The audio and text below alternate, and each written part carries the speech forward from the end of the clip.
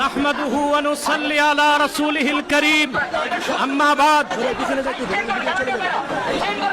সম্মানিত সভাপতি, বাংলাদেশের শীর্ষ পর্যায়ের ওলামায়ে কেরাম, সংগ্রামী সাথী ও বন্ধুগণ, আজ আপনারা এখানে কেন উপস্থিত হয়েছেন ভালো করেই অবগত আছেন।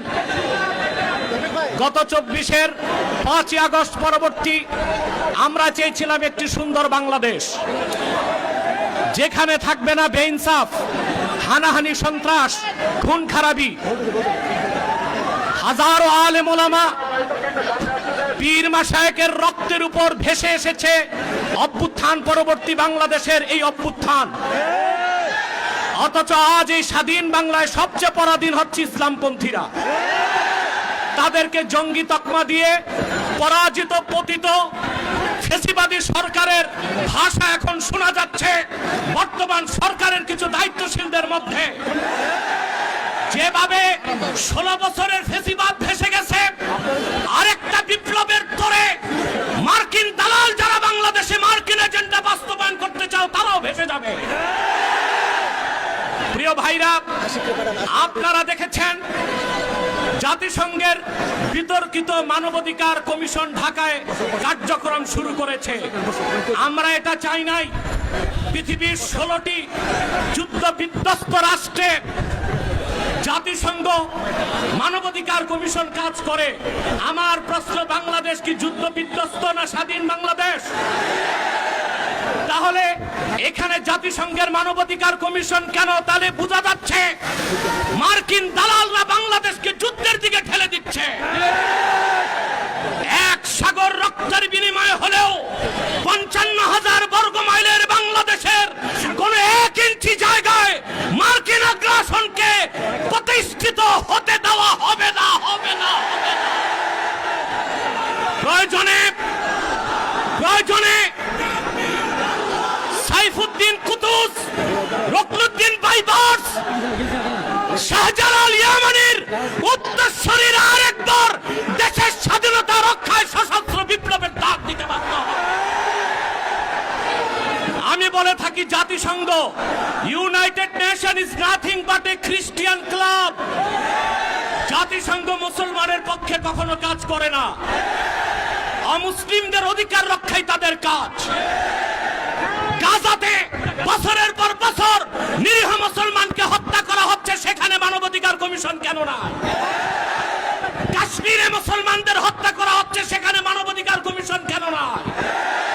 চায়নার উইগুরে মুসলমানদের হত্যা করা হচ্ছে, সেখানে মানবাধিকার কমিশন কেন না? আমরা জানি মানবাধিকার কমিশন কেন। আল্লাহ ও তার আখিরি নবী নূর নবীজি মুহাম্মদ সাল্লাল্লাহু আলাইহি ওয়াসাল্লামের আরশচুম্বী সম্মান মর্যাদার বিরুদ্ধে যে কুলাঙ্গার সাতেম কাফেররা বক্তব্য দিবে, তাদের শাস্তির দাবি করলেই মানবাধিকার কমিশন তাদের পক্ষে ঢাল হয়ে দাঁড়াবে। খেলাফত প্রতিষ্ঠার কথা যারা বলবে, জিহাদের কথা যারা বলবে, জঙ্গি তকমা দিয়ে তাদের কারাগারে বন্দী করতে চায়, আর সুযোগ দেওয়া হবে না। কোন একজন আলেমকে জঙ্গি তকমা দিয়ে জেলখানায় ঢুকালে জেলখানার ইটগুলোকে একটা একটা ছুটিয়ে দিবে বাংলা।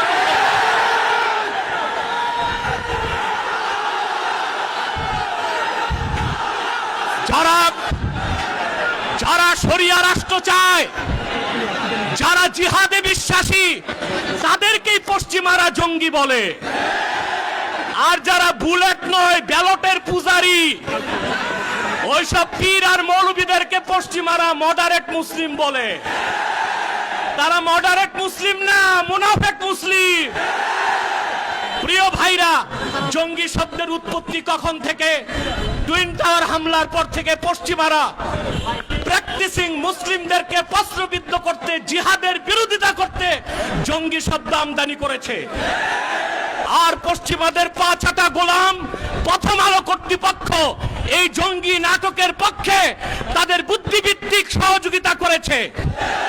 সেজন্য আমি বলবো, মুজিবের ৩২ নাম্বার যদি ভাঙ্গা যায়, প্রথম আলোর অফিসকে মাটির সাথে ঘুরায় দিতে হবে।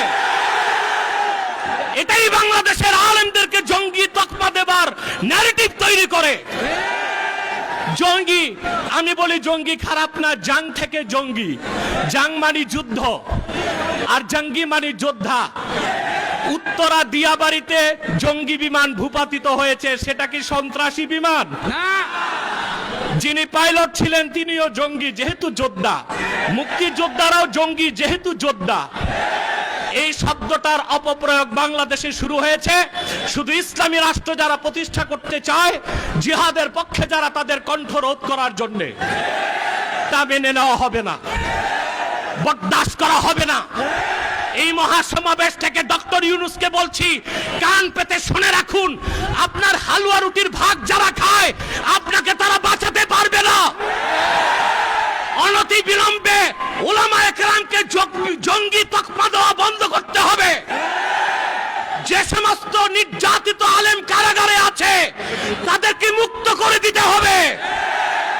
আর জাতিসংঘের বিতর্কিত কমিশন কার্যক্রম বন্ধ করতে হবে, নতুবা আমরা মার্চ টু যমুনা দিতে বাধ্য হব। আর অন্যান্য নেতৃবৃন্দ আছেন, তাদের বক্তব্য আপনারা শুনবেন। আমি আপাতত বিদায় নিচ্ছি, আপনাদের সহযোগিতা চাই। পিছনে যারা আছেন এখনো সামনে জায়গা আছে, আপনারা যেতে পারেন। আর একটু ফাঁকা করে দাঁড়ান, নতুবা হিট স্ট্রোকের সম্ভাবনা আছে। একটু 2 হাত পিছনে চলে যান, মিডিয়াকে সামনে আসার সুযোগ করে দেন। ওয়াখির দাওয়ানা আলহামদুলিল্লাহি রাব্বিল আলামিন।